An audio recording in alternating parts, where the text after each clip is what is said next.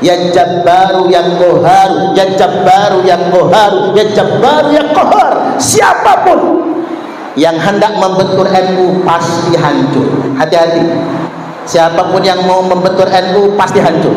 Sebaliknya, siapapun yang masuk NU untuk cawe-cawe juga pasti hancur.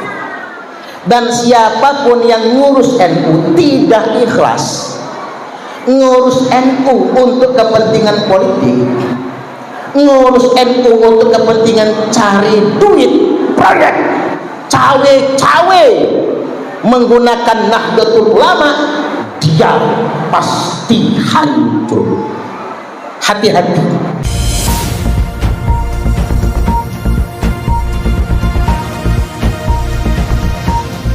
Saya hendak mengajak panjenengan semua untuk muhasabah, untuk berpikir, terutama kita KBNU, keluarga besar Nahdlatul Ulama. Siapa kita? Siapa kita? Siapa kita? NKRI, Pancasila. Tepuk tangan. NU ini menurut kalender Syamsiah tahun depan berusia 1 abad, dan menurut kalender Qamariyah sudah 102 tahun, lebih dari 1 abad. Kaceknya 3 tahun. Kalender Syamsiah, kalender Qamariyah itu kaceknya jaraknya 3 tahun untuk setiap 100 tahun. Kalau mengapa?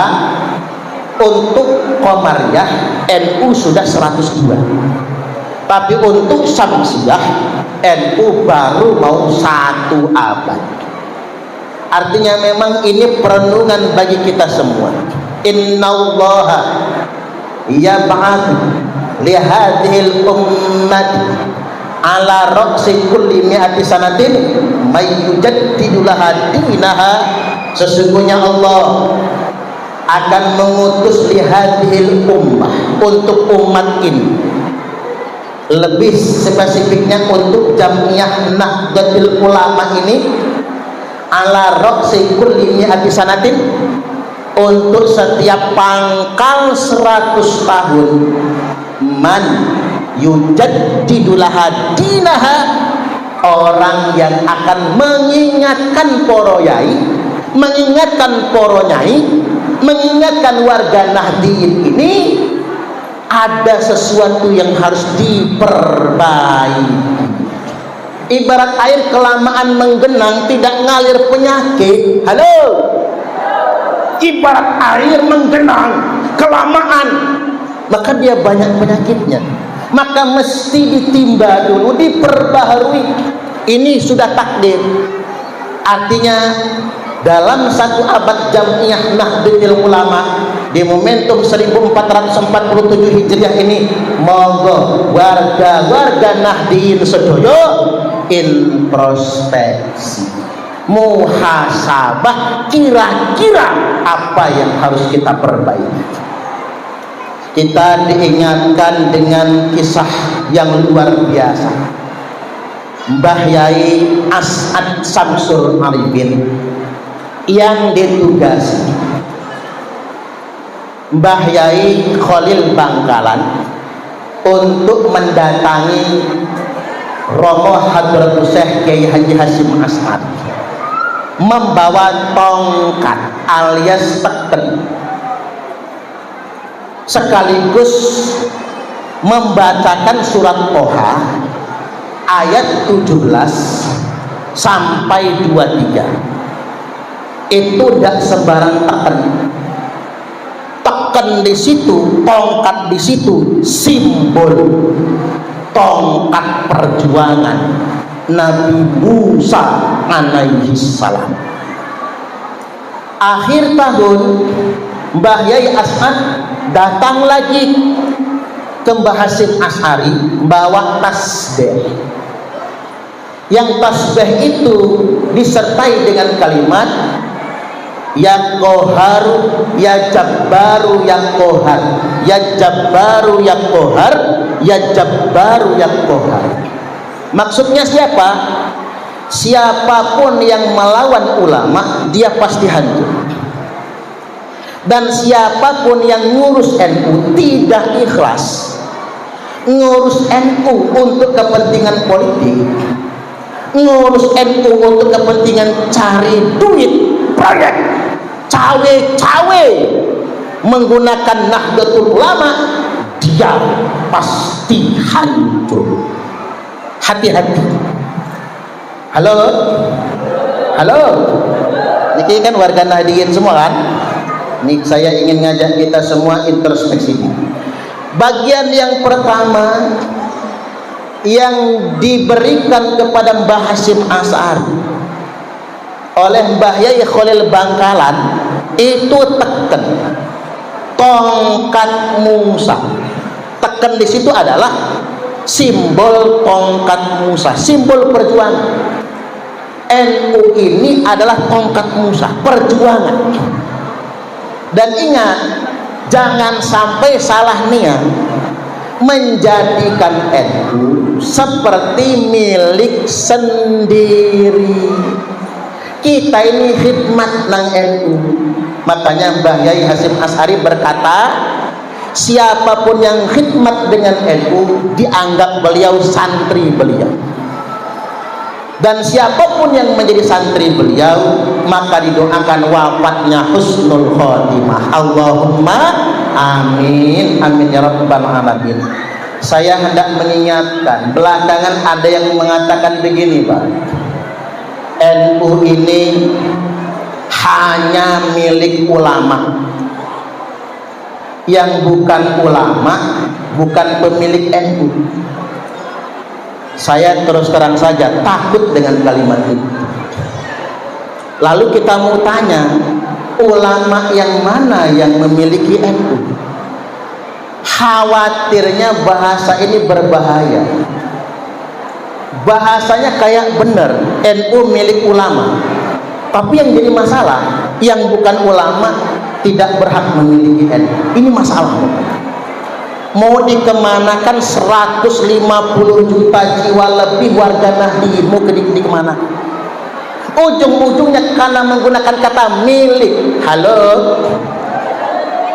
karena menggunakan kata milik, sedangkan ini tekan Musa, tongkat Musa, itu bahaya. Akhirnya suatu hari nanti NU hanya dimiliki individu, oknum-oknum yang merasa berkuasa di NU. Hati-hati. Dawuh Mbah Yai As'ad Syamsul Arifin, ikuti PBNU selagi benar. Kalau yang nggak benar jangan diikuti, jangan diikuti. Karena NU bukan milik siapa-siapa. Kita ini khidmat di NU, jangan salah niat. Hati-hati Pak, kali tasbih Mbah Khalil Bangkalan yang diberikan kepada Mbah Yai Hasyim Asy'ari, ya Jabbaru ya Qahar, ya Jabbaru ya Qahar, ya Jabbaru ya Qahar. Siapapun yang hendak membentur NU pasti hancur. Hati-hati, siapapun yang mau membentur NU pasti hancur. Sebaliknya, siapapun yang masuk NU untuk cawe-cawe juga pasti hancur. Gara-gara jadi wong NU akhirnya jadi menteri, dia gunakan NU buat bernegosiasi dan cawe-cawe, akhirnya korupsi, ketangkep KPK. Hati-hati, harus ikhlas ngurus NU itu. Hati-hati, jangan cawe-cawe. Halo, ini namanya menceramahi diri sendiri, nggih. Kalau saya bukan orang NU, tidak akan saya ceramahi begini. Kalau saya orang luar, ya pahak saya ngomong begini. Karena saya orang dalam, kita sama-sama NU. Hati-hati Pak, apalagi momen politik. Saya sayangkan betul. Kadang-kadang kiai-kiai NU malah cawe-cawe jadi tim sukses, dapat duit gak seberapa. dapat duit gak seberapa, coba. Bahkan ada kiai NU ketua PC lagi bagiin amplop untuk ketua-ketua MWC. Amplopnya rada tebel Pak, ya tebel lah, uang 10 ribuan semua, ketokannya tebel. Ketua MWC cuma dapat 300.000 satu orang, nah dia dapatnya 50 juta. Kadang-kadang sedemikian rupa idealisme kita digadaikan Bapak Ibu. Makanya yang sudah ngurus NU, jaga marwah, jaga kehormatan Jamiah Nahdlatul Ulama. Ada perumpamaan para instruktur PDPKP. Tak simak-simak, rodok bener. NU itu saking gedenya, diibaratkan pohon beringin yang gede-gede. Ibarat pohon beringin NU. Usianya sudah 100 tahun, pohonnya gede, daunnya rindang, angker. Tentunya pohon beringin yang sudah usia ratusan tahun angker itu banyak genderuwonya. Nah, genderuwonya itu adalah kiai-kiai NU. Pohon beringinnya itu NU-nya, kiai-kiainya genderuwo. Tapi seserem-serem genderuwo masih kalah kalih sajen. Halo, kalah kalih sajen. Begitu dikasih angpau, langsung hilang idealismenya. Ini kita upload di YouTube, rungokno. Tepuk tangan lagi. Jangan cawe-cawe di NU. Ngapunten nggih, Pak. Jangan sampai nanti kita punya standar yang boleh ngurus NU itu hanya yang ikut PDPKP NU lan PMKNU. Satu sisi bagus, itu untuk perkaderan, bagus. Kulo juga ikut PDPKP, yo melok PMKNU Bapak Ibu. Nanti kalau ada akademi, saya diperintah untuk melok, yo melok. Tak tinggal jadwal sebulan, jadwal ceramah, tak kosongin dulu, ndak apa-apa. Demi NU. Tapi yang perlu saya sampaikan, kalau standarnya cuma PDPKP lan PMKNU, berarti ngapunten Pak. Jadi NU hari ini bisa dikarpet loh. Bagaimana dengan kiai-kiai yang ikhlas, puluhan tahun ngurus pondok pesantren, puluhan tahun, bahkan ada yang sampai ratusan tahun ngasuh santri-santri yang tidak diragukan PNU-annya, hanya gara-gara nggak ikut PDPKP, nggak pernah ikut PMKNU, karena nggak bisa ninggalkan pondok Bapak Ibu, santrinya nggak bisa ditinggal, takut bubar santrinya, itu nggak boleh ngurus NU lagi Pak. Itu sangat kita sayangkan hari ini. Kiai-kiai yang jumlahnya sangat banyak sekali daripada kiai struktural yang sangat alim, santrinya ribuan Bapak Ibu, hari ini nggak bisa ngurus NU hanya gara-gara 3 hari PDPKP dia belum pernah ikut. Ini aspirasi, kaderisasinya bagus Bapak Ibu. Nah, mengapa saya katakan begini? Kemarin orang 212 Ketua PA Persaudaraan Alumni 212, tidak usah disebut namanya, Daena, tukang nyaci maki Gus Dur, tukang nyaci maki Mbah Yai Said Akil Sirah, tukang nyaci maki Mbah Yai Yahya Khalil Stakuf. Apa kata dia? Jangan percaya sama Yahya Khalil Stakuf, itu antek Israel. Tukang demo, dia mimpin demo 1212. Dia ngedemo Kiai Isomuddin Lampung, ngajak orang membiayai. Kemarin, ini bulan apa ini? Juli deh, bulan Juni 2025 ini daftar PDPKP NU oleh instrukturnya di screening, nggak lolos. Yang marah-marah kader NU, pengurus NU. Dari PC nelpon, itu lolosin aja. Dari PW nelpon, ngancam akan dilaporkan ke PBNU kalau si fulan tidak diloloskan. Bingung kita. Yang sangat saya khawatirkan hari ini, orang-orang sudah menyusup ke NU. Kemarin mereka konfrontasi dengan NU, hari ini mereka infiltrasi, nyusup ke NU. Halo, saya ingin sampaikan kepada warga Nahdien, NU niki jamiah. Dalam struktur kehidupan sosial, NU ini ormas. Ormas NU niki adalah pilar NKRI. Makanya Bapak Ibu, politik NU bukan politik praktis. Politik NU adalah politik tingkat tinggi, high politik, politik negara, politik tingkat tinggi. Maka musuh NU adalah musuh NKRI. Halo, musuh NU niku bukan Muhammadiyah. Muhammadiyah niku bolo. Ngerti bolo? Bolo rencang kance gitu. Jadi Muhammadiyah itu teman Bapak Ibu. Memang masing-masing punya kelebihan. NU dan Muhammadiyah, coba kita reken dulu kelebihan NU dan Muhammadiyah. NU niki Bapak Ibu jumlah massa ormas dengan jumlah massa terbanyak sedunia internasional NU.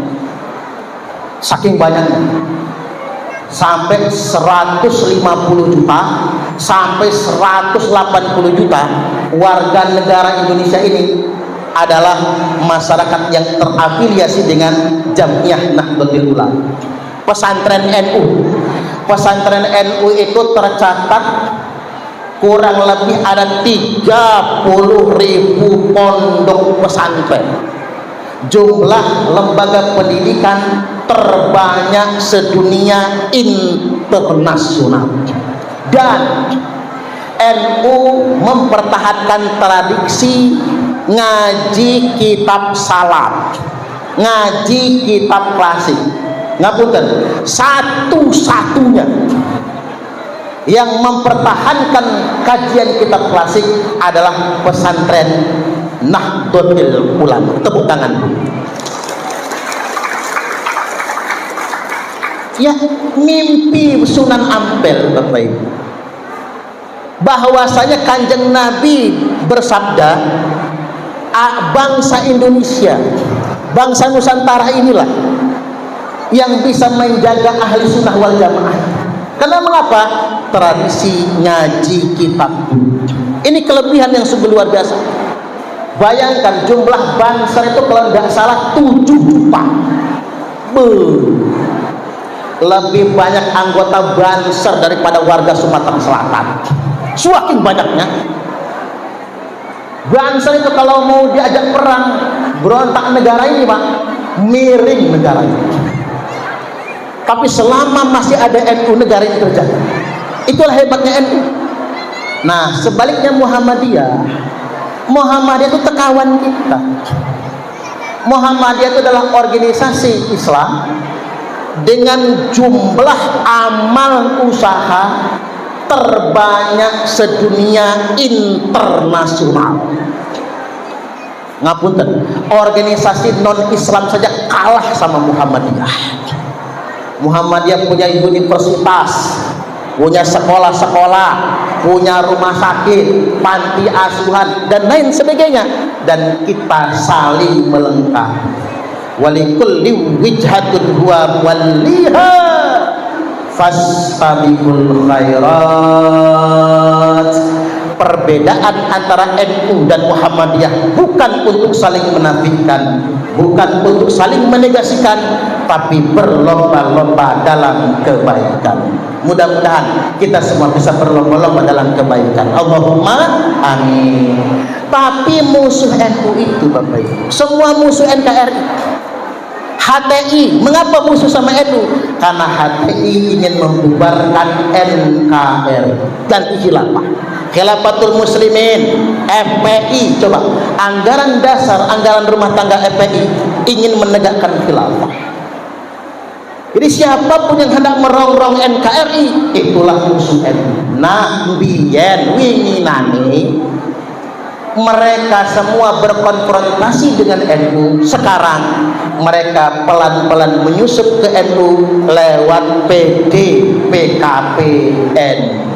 Makanya monggo pengurus-pengurus NU di MWC, di Ranting, DPC, hati-hati siapapun yang mau ikut PDPKP, khawatir orang yang nggak punya track record sebagai kader NU, nggak jelas ke NU-annya dan ahli sunnahnya, tiba-tiba hanya gara-gara masuk PDPKP dan PNKNU tiba-tiba ngurus NU, kiai-kiai NU terpinggirkan. Hati-hati, NU tidak kurang kader. Gitu begini, semakin banyaknya kader NU nganti overload. Sampai-sampai Bapak Ibu banyak kader yang nggak punya kesempatan ngurus NU, saking banyaknya kader.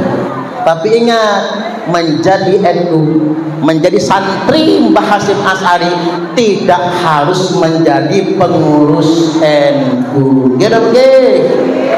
Tepuk tangan dulu. Ya enggak apa-apa kok, yang penting jadi Nahdiyin. Enggak harus jadi ketua MWC kok Pak, ketua Ranting jadilah.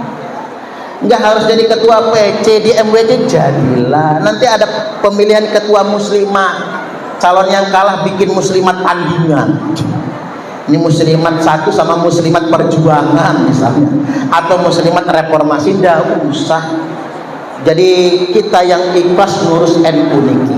Nah, karena kita sudah membahas teken tongkatnya Mbah Khalil Bangkalan yang diberikan kepada Mbah Yai Hasyim Asy'ari beserta surat Toha ayat 17 sampai 23, maka kita menjadikan teken itu sebagai peringatan, sebagaimana tongkat Nabi Musa alaihi salam. Halo, halo, udah jam 12 nih. Tidak apa-apa, sholat zuhurnya diundur dulu ya, dan undur syar'i, awas jangan bubar. Ya salahnya acaranya banyak. Tidak apa-apa, ngaji itu undur syar'i. Thalabul ilmi itu wajib di atas ibadah malahan. Makanya makruh hukumnya meninggalkan majelis ilmu untuk sholat, itu makruh loh Pak. Jadi kalau majelis ilmu belum selesai tidak boleh ditinggal, kecuali yang kebelet pipis, monggo pipis silahkan. Anyang-anyangan nanti kalau nggak dibuang, jadi penyakit. Baik Bapak Ibu, di tongkat Nabi Musa ada 4 kalimat yang menjadi peringatan bagi kita semua. Kullu sultanin la ya'dilu fi sultanihi wa huwa wa fir'aunu sawa. Semua pemerintah, semua penguasa yang tidak adil dalam menjalankan pemerintahannya, yang zalim dan korupsi, wa fir'aunu sawa, maka dia dengan Fir'aun sama saja. Serem banget ini buat Pak Fahmi sebetulnya ini. Tapi Pak Fahmi ngelihat kumisnya aja mantep ya. Pak Fahmi ini adalah orang yang gak tegaan Pak, demi rakyat. Makanya kita harus doakan beliau senantiasa sehat, amin. Selanjutnya, kullu alimin la ya'malu bi'ilmihi wa huwa wa iblisu sawa. Semua orang alim, kiai, ustaz, guru, tuan guru, profesor, pakar yang tidak mengamalkan ilmunya, maka dia wa iblisu sawa, maka dia dengan iblis sama saja. Seru banget ini buat Yai Nur Syahid ini. Yai Nur Syahid, Pak Yai Sugeng Priyono, ya buat saya, karena penyakit penceramahan itu bu jarkoni, iso ujar, ra iso ngelakoni, iso ngajar, ra iso ngelakoni. Itu penyakit itu Bapak Ibu. Penyakit penceramah itu ada 3. Satu, ngomong lancar, ngamal susah. Itu. Yang kedua, kalau ceramah seneng, tapi kalau ngedengerin orang ceramah sebel. Hayo siapa yang merasa? Tepuk tangan. Kalau diundang suruh ceramah seneng, tapi kalau diundang suruh menyimak ceramah sebel. Ada alasannya. Itu penyakit penceramah. Yang ketiga, penceramah itu ngambek kalau nggak disangoni. Allah Akbar. Saya kemarin dibeli tangguh Pak, disampaikan oleh Pak Camatnya yang di sini yang paling banyak pahalanya adalah Pak Yainya, karena jauh-jauh ceramah saking Lampung. Kata dia, malu betul saya Pak diomongin begitu. Apa kata saya? Saya takut pahalanya udah diganti sama amplop, sama bisarohnya. Takut betul. Ya terus terang saja, jadi kan menyeramahi awake dhewe nggih, otokritik. Zaman Nabi mana ada Nabi ceramah disangoni, enggak ada lah. Allah Akbar Bapak Ibu. Ini kan introspeksi, makanya penceramah itu harus rumungso, mawas diri, sadar diri. Jangan mau diistimewakan yang berlebih-lebihan. Ya biasa saja lah, nggak usah terlalu berlebih-lebihan. Dan saya paling malu Bapak Ibu, paling malu kalau ditanya bisarahnya berapa. Jangan tanya sama saya. Kemarin ada yang telepon dari Metro, Pak Ustadz kami mau ngundang ke Metro, kira-kira kalau ke Metro tingkat Bayan dusun ya, lingkungan deh, berapa transportnya? Ya jangan tanya saya deh Pak, kata saya, semampunya saja. Ya harus jelas dong Pak, berapa? Ya udah, semampunya panitia berapa. Ya udah kalau gitu nggak jadi ngundang, ya udah nggak apa-apa, nggak apa-apa, nggak boleh tanya itu kalau sama saya, karena ngapa malu Bapak Ibu. Nanti tak sebut ternyata kemahalan, kan nggak enak, atau malah kemurahan.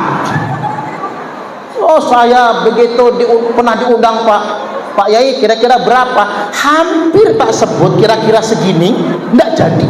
Udah terserahlah. Ternyata habis ngaji, ternyata dikasih 3 kali lipat. Alhamdulillah. Oh coba kalau saya nyebut Bu, nggak jadi dapat segitu. Terus begini Pak, kalau ketiban kegedean, apa kata jamaah? Lah ceramahnya terus semono toh, nggak ada yang menarik ceramahnya, udah bayar mahal, kan nggak enak Pak, nggak enak Bapak Ibu. Makanya itu ujian keikhlasan. Makanya jihad penceramah ada 2. Halo, jihad penceramah ada 2. 1, mengamalkan apa yang diceramahkan, itu jihad penceramah. 2, kalau pulang ceramah lupa disangun, panitianya Pak, kirain ketua takmir yang ngasih. Ketua takmir mikir, ketua panitia kirain udah ngasih. Singkat cerita, yai yang ceramah enggak disangoni. Itu jihad, itu jihad. Jangan sekali-kali WA, awas jangan WA. Ingin para yai, para mubalik, jangan WA, jangan WA. Mohon maaf ada yang lupa gak ya? Jangan WA, itu jihad. Mengapa? Saya sudah mengalami 3 kali yang begituan itu. Oh jihad tenanan Pak, Masya Allah. Bahkan begini Bapak Ibu, saya pernah Pak pulang ceramah dikasih amplop tebel banget, tapi dilem, wah tebel ini. Saya sudah tak kira-kira minimal 3 juta ini minimal. Begitu dibuka ternyata uang 2000-an. Jumlahnya selawe lembar 50.000. Begitu amplopnya tak baca, isinya apa, tulisnya apa di ujung kecil, untuk qori. Oh ternyata buat yang baca Quran ini, buat yang baca Quran. Ternyata panitia itu tidak koordinasi, yang tebal buat qori, yang rodok tebal buat kiainya, nggak koordinasi. Pikir panitia yang ngasih, ini yang paling tebal buat kiainya nih. Nah saya jadi mikir, kira-kira yang buat kori punya saya itu. Sampai sekarang Pak, saya tidak pernah sampaikan ke panitia. 3 minggu kemudian saya ketemu kori yang ngaji itu, dia melipir kabur. Hehehe, sini. Kamu mau kemana? Oh langsung minta maaf betul Pak, saya itu kemarin, kata dia, amplopnya ada tulisan penceramah di ujungnya itu. Pas tak hitung isinya 1,5 juta, kata dia. Tak kantongin dewe, tapi duitnya udah habis buat bayar kontrakan. Berhubung sudah 3 hari nunggak, tak bayarkan kontrakan. Lah itulah hikmahnya. Kalau kori itu dapat yang tebal isi 50.000 Bapak Ibu, dia nggak bisa bayar kontrakan karena dia ketukar sama amplop saya. Alhamdulillah si kori bisa bayar kontrakan. Rezeki itu bukan dari panitia pengajian, rezeki itu saking Gusti Allah. Tepuk tangan. Ya harus begitu komitmen Bapak Ibu, harus begitu. Ini introspeksi diri. Makanya tadi kalau kita bisa mengatakan kullu sultanin la ya'dilu fi sultanihi wa huwa wa iblisu sawa wa huwa wa fir'aunu sawa. Semua pemerintah yang tidak adil dengan pemerintahannya alias korupsi, maka dia dengan iblis. Saya ulangi, maka dia dengan Fir'aun sama saja. Yang nggak boleh itu nunjuk muka orang, itu yang nggak boleh. Jokowi, Fir'aun nggak boleh. Kemarin siapa? Cak Nun itu kan sampai dibully. Prabowo, Fir'aun, jangan. Itu bukan untuk nunjuk muka orang, bukan. Peringatan untuk kita semua. Kiai yang nggak mengamalkan ilmunya, ya iblis. Tapi jangan nunjuk orangnya. Pak Parman, iblis. Jangan. Itu peringatan. Makanya buat penguasa, jalankan pemerintahan dengan baik. Indonesia ini sedang mengalami deflasi Bapak Ibu. Apa itu deflasi? Daya beli masyarakat turun. Walaupun harga barang-barang turun Pak, harga mobil turun semua, tapi masyarakat nggak mampu beli mobil baru. Deflasi. Barang-barang di pasar turun semua. Deflasi. Nah makanya kebijakan pemerintah harus benar-benar pro rakyat. Saya usul lah kepada pemerintah itu, usul ini terkait dengan makan bergizi gratis. Halo, lanjut ge, tangguh. Makan bergizi gratis itu Bapak, kalau direalisasikan semua nanti, jumlah siswa di negara kita ini 53 juta. Berarti per hari ada 53 juta porsi tiap hari. Mapas Pak. Satu siswa niku 15.000 satu porsi. Yang 10.000 dimasak untuk makanannya, sisa 5.000. Yang 3.000 untuk operasional dapurnya, yang 2.000 1.500-nya setor ke atas. Nah yang saya bingung, atasnya ini apa? Cicak apa monyet kira-kira? 1.500. Ngapunten nih, ini belak-belakan saya. Bayangkan Bapak Ibu, kalau 53 juta porsi per hari, 1.000 aja Pak yang diparkir, berarti per hari ada 53 juta, 53 miliar tiap hari. Tiap hari kalikan 20 hari, subhanallah. Ini uang rakyat. Makanya saya usul sama pemerintah, program MBG ganti saja dengan sekolah gratis tanpa biaya. SD, SMP, SMA sampai sarjana S1. Sebutan itu bisa. Bayangkan pondok pesantren kita, pondok pesantren Rahmatul Ummah As-Salafiyah An-Nahdiyah, dari pintu tol Bandar Lampung, pintu tol Kota Baru Bandar Lampung, hanya 10 menit nggak nyampe. Ini sekaligus promosi ya, sekaligus ini. Kalau jenengan mau nitipin putra putrinya, keluar pintu tol hanya 10 menit nggak nyampe. Biaya sahriyahnya Pak 400.000 sebulan. Itu makan 3 kali sehari. Mau naik nggak tega saya Bapak. Karena orang-orang kampung semua yang mondok. 400.000. Bayangkan kalau 15.000 satu santri, untuk 30 hari 450.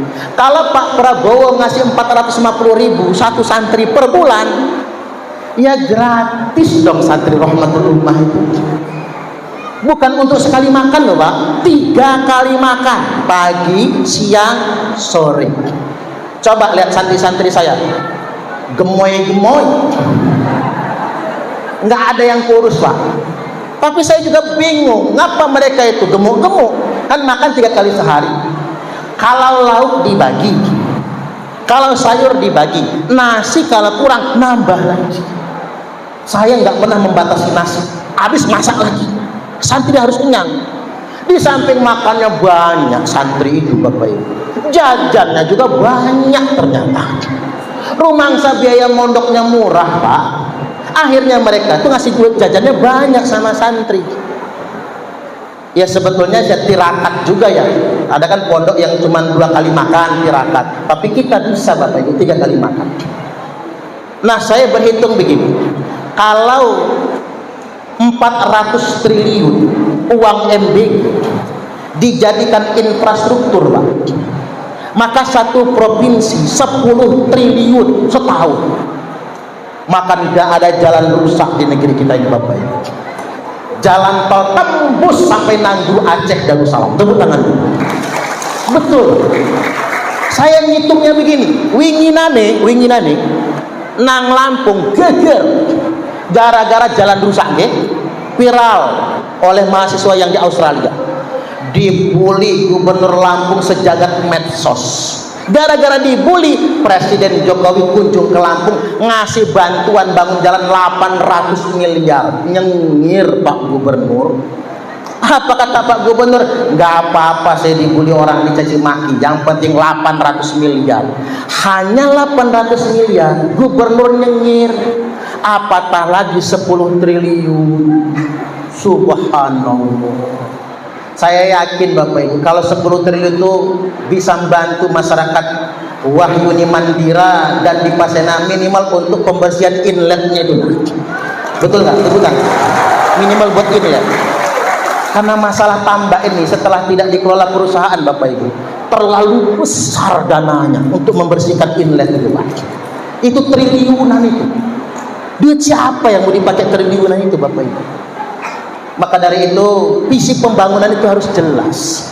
Jangan sampai kemudian orang bukannya berpikir mensejahterakan rakyat, tapi malah justru bagaimana berpikir bancakan uang rakyat.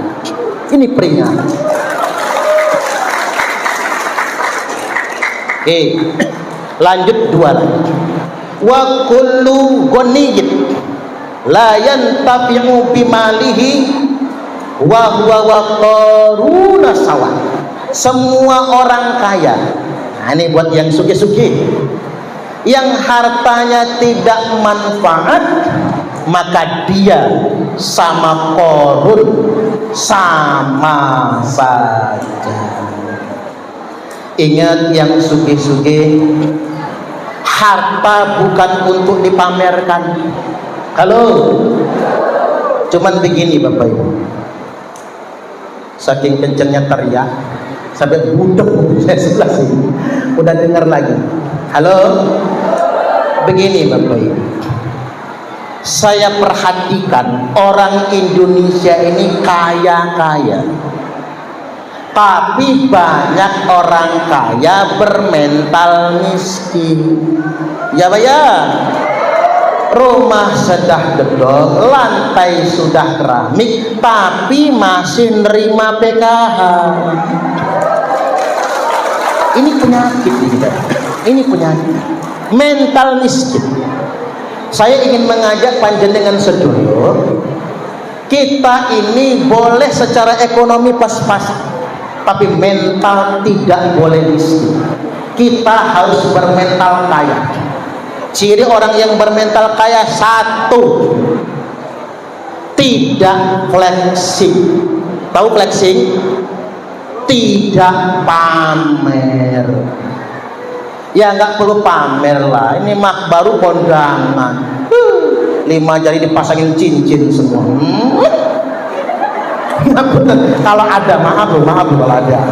Nah, begini masuk taruh, ting digoyang-goyang. Kadang-kadang gelang aja sampai di siku. Sambil mendengarkan pengajian berkipas, cerang, udah kayak ketimbringan. Kadang-kadang ngapuntun, kalungnya sengaja dikeluarkan dari kerudungnya, liontinnya segede pentolan bakso setan itu, kayak kepala bayi. Nggak perlu. Jangan pamer kekayaan di tengah-tengah orang miskin. Jangan pamer kesenangan di tengah-tengah orang yang susah. Jangan pamer perut kenyang di dekat orang yang lapar. Jangan pamer kesehatan di dekat orang yang sakit. Jangan pamer kemesraan di dekat orang yang jomblo. Ngapunten sing jomblo-jomblo. Karena mengapa? Ya memang duit-duit kita pamernya yang salah. Yang kedua, orang yang bermental kaya itu tidak terobsesi dengan punya orang. Capek Bu kalau panjenengan terobsesi sama harta tetangga. Capek. Saingan dunia ini gak ada habisnya. Termasuk bapak-bapak. Capek Pak kalau terobsesi sama bini tetangga. Capek. Tapi ngapunten ya, saya tuh curiga sama Yai Nur Syahid lah sebenarnya. Bu Nyai Nyenang Wates nih. Jangan-jangan ada sesuatu di Wahid Mandira ya. Jangan-jangan ini bapak-bapak dikasih bini cantik, tapi kalau pengen sama bini tetangga sengsoro Pak. Bini kelihatan gak cantik lagi. Makanya laki-laki yang rajin mencium istrinya relatif lebih panjang umur jika dibandingkan dengan laki-laki yang mencium istri tetangga. Jajal kalau nggak percaya, dibacok orang kita. Ibu-ibu pengen sama perhiasan tetangga, gak enak. Tetangga beli kulkas panas, tetangga beli mobil menggigil, tetangga beli motor gemeter, tetangga beli carak mencret. Nggak enak hidup yang kayak gitu. Dua, jangan terobsesi dengan punya orang. Kemudian yang ketiga, jangan besar pasak daripada dia, alias saudagar Bogor biar tekor asal kesohor. Kalau kata uang Palembang kue putu buatan cek gaya, awak buntu banyak gaya. Itu yang jangan. Saya setuju dengan anak muda zaman sekarang Pak, yang milih nikah di KUA. Nggak perlu hajatan, nggak perlu orjenan, cukup akad di KUA, lantas walimahan pakai besekan, uang ditabung buat beli rumah. Tepuk tangan dulu buat anak muda. Itu hebat. Lah orang Indonesia ini apa lakunya? Woi, hajatan rantangan 1000, 2000 rantangan kunjungan, taruhnya 100 unit. Kalau uang Palembang, uang Kombreng, semendugan apa? Orkesan 3 hari 3 malam. Woi, orkesan Bapak Ibu. Habis nikah utang kemana-mana. Utang ayam belum dibayar, beras belum dibayar, buka kotak sumbangan gak pulang modal. Ini masalah, ini penyakit orang Indonesia. Terus begini Bapak Ibu, orang Indonesia itu aneh Pak, baru saja diangkat menjadi P3K, gaji cuma 2-3 juta sebulan, dikumpul-kumpul, begitu kumpul belinya iPhone. Kan goblok, gaji kecil habis buat hanya beli HP. Karena ngapa? Ngegedein gaya. Itu yang jangan Bapak Ibu. Lebih parahnya lagi, kalau lagi nggak punya duit, ngutang gula kopi ke warung tetangga, ketiban punya duit jajannya ke Indomaret. Ada yang kayak gitu? Banyak. Mental kaya. Yang keempat ciri orang yang bermental kaya itu apa? Tangan di atas lebih baik daripada tangan di bawah. Tepuk tangan lagi. Buk yau, jangan bermental subsidi. Orang itu kalau wayahnya bagi bansos, bagi BLT, bagi PKH, pengen jadi orang miskin semua. Tapi wayahnya kondangan, lagaknya kayak orang sugih semua. Tasnya aja matching sama bajunya, kerudung pink, baju pink, androk pink, daleman pink, tasnya aja pink, lipstiknya pink, mana nyangkut di gigi lagi ya, sampai giginya pink juga, serba matching. Wayahnya kondangan, lagunya kayak sosialita kaya raya, tapi wayahnya bansos cair, ngadep Pak Kades pura-pura melarat dianya. Ini masalah mental subsidi. Halo, rezeki itu bukan dari pemerintah, rezeki itu dari Gusti Allah. Gitu begitu. Maka ndak urung kita dapat rezeki walaupun nggak dapat bansos, walaupun nggak dapat PKH, nggak urung Bapak Ibu. Saya mah terus serang saja Pak, daripada bansos, PKH, BLT, MBG, mending sekolah gratis, rumah sakit gratis, semua tingkatan. Bagaimana caranya? Siga Bapak Aing Dedi Mulyadi cenah. Dedi Mulyadi itu BPJS kelas 3 masuk rumah sakit ngomong, kelas 3-nya penuh, naik kelas 2, kelas 2 penuh, naik kelas 1, kelas 1 penuh, VIP penuh, VVIP, tapi bayarnya tetap sama, BPJS kelas 3. Tepuk tangan. Nah ini kalau Indonesia pengen maju ya begitu.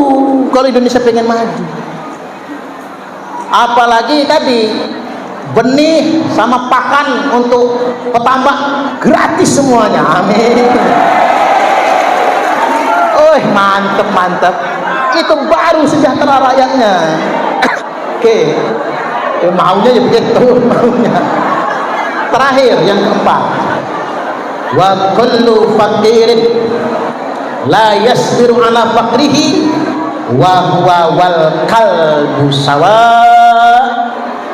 Semua orang fakir, semua orang miskin yang tidak sabar dengan miskinnya, dengan fakirnya, maka dia wahwa wal kalbu sawa, maka dia sama anjing, sama saja. Anjing itu bahasa halusnya apa sih Bu? Segawon apa kiri mawon ya. Orang miskin yang nggak sabar sama miskinnya sama dengan kiri. Tapi jangan nunjuk muka orang ya Pak. Hei miskin, udah miskin, nggak sholat, kiri kamu ya, dibacok orang kita. Nggak boleh buat nunjuk wajah orang. Maksudnya apa Bapak Ibu? Orang miskin yang hidupnya cuma ngitung jikalau, ke masjid malas, sholat tidak pernah, ke masjid nggak pernah, jauh dengan Allah, hidupnya cuma ngitung jikalau. wiridnya begini, mangan turu ngopi ngerokok duit teko ora kerja. Ini wiridan kaya tanpa kerja, diapal diamalkan ya.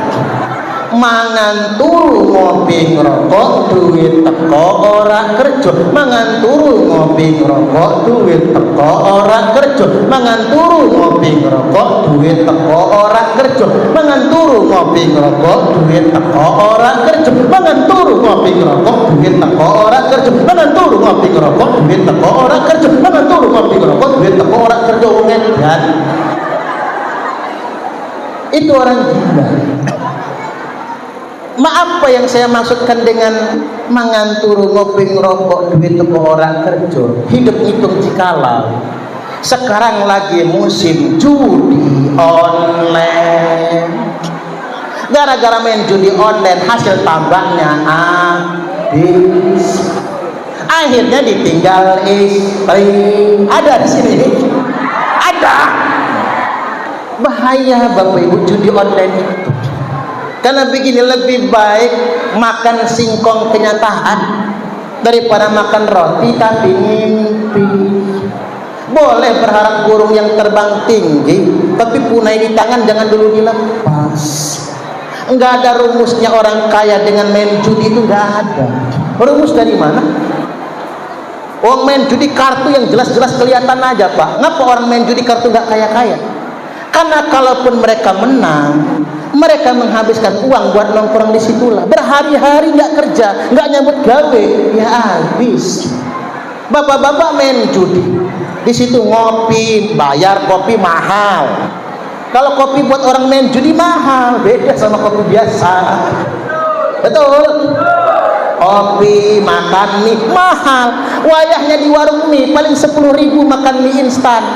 Tapi kalau orang main judi 50.000, beda harganya. Makanya yang menang tetap kalah, apa meneh yang kalah. Tambah lagi judi online. Judi online itu ada operatornya Bapak Ibu, nggak mungkin menang.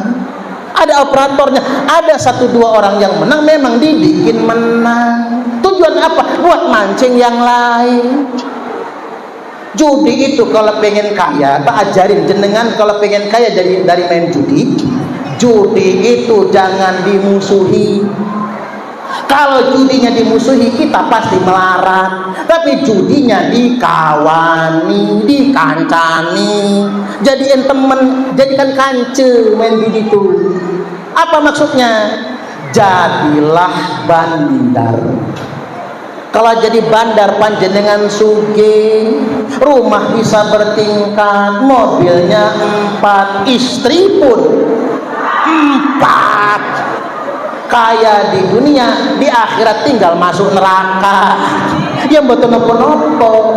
Enak di dunia kaya, tapi kalau jadi pemain udah melarat, bangkrut, anak-anak susah, bini kabur. Sudah dunia sengsara, akhiratnya juga tambah sengsara. Baik Bapak Ibu, segitu saja dulu apa yang saya sampaikan pada kesempatan kali ini. Yang doa sudah ada, enter dia. Ini langsung doa apa enggak? Membawa acara langsung dia, enter dia. Nah, ngambil barokahnya.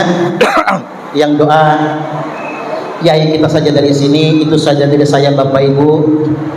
Mohon ridhonya, mohon maaf kalau ada kata-kata saya yang kurang berkenan. Dan sekaligus nanti setelah istirahat sebentar, kalau kulo padi pamit, mohon doanya semoga diberikan kekuatan dan keselamatan. Panjenengan kalau ada rumah ten Bandar Lampung atau ada keluarga di sana, mampir ya. Mampir ten dalam pulau ten jadi Sukarame. Kita sudah keluarga ini. Kalau ke pondok di Jati Agung, malah lebih dekat ke pondok dari pintu tol daripada ke rumah. Tapi kalau mau ketemu saya janjian, karena pondok kita kan ada 2, Pondok Putra dan Pondok Putri. Jaraknya agak jauh, 30 menit. Jadi janjian dulu kalau mau mampir, apa saya di Pondok Putra atau di Pondok Putri. Baik, demikian. Kalau ada sumur di ladang, bolehlah kita menumpang mandi. Kalau ceramahnya masih dirasa kurang, silahkan nanti mengundang lagi. Wallahul muwaffiq ila aqwamit thariq. Wassalamualaikum warahmatullahi wabarakatuh.